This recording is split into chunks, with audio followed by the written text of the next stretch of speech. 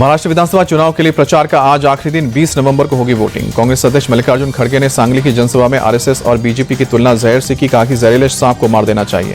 खड़गे के बयान पर बीजेपी प्रवक्ता शहजाद पूनावाला का पलटवार, कहा कि कांग्रेस पार्टी चुनाव को जिहाद की तरह देखती है। खड़गे के जहर वाले बयान पर बीजेपी का पलटवार, कहा कि हिंदुओं के खिलाफ लोगों को भड़का रहे हैं खड़गे। कांग्रेस की सोच घोर हिंदू विरोधी, ये सरकार में आए तो हिंदुओं की जान को खतरा होगा।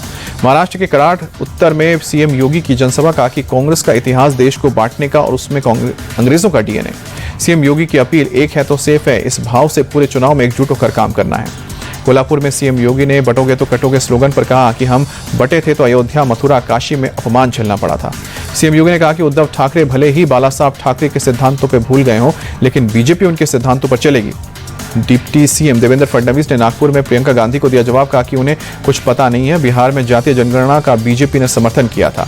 देवेंद्र फडणवीस ने राहुल गांधी से सवाल पूछा कि किस संविधान में लिखा है बीजेपी को वोट देने वालों का बहिष्कार होगा।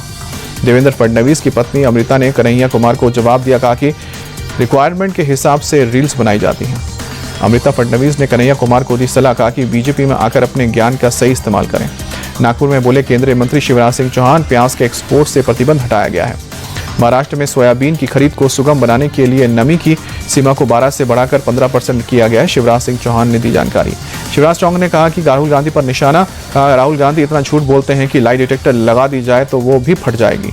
केंद्रीय मंत्री चिराग पासवान ने मुंबई में कहा, महाराष्ट्र में मौजूदा सरकार के लोगों का विश्वास बढ़ता जा रहा है। लोग चाहते हैं कि डबल इंजन सरकार आगे भी बनी रहे। चिराग पासवान ने कहा कि प्रधानमंत्री नरेंद्र मोदी ने कहा है कि एक है तो सेफ है, ये हमारी ताकत है।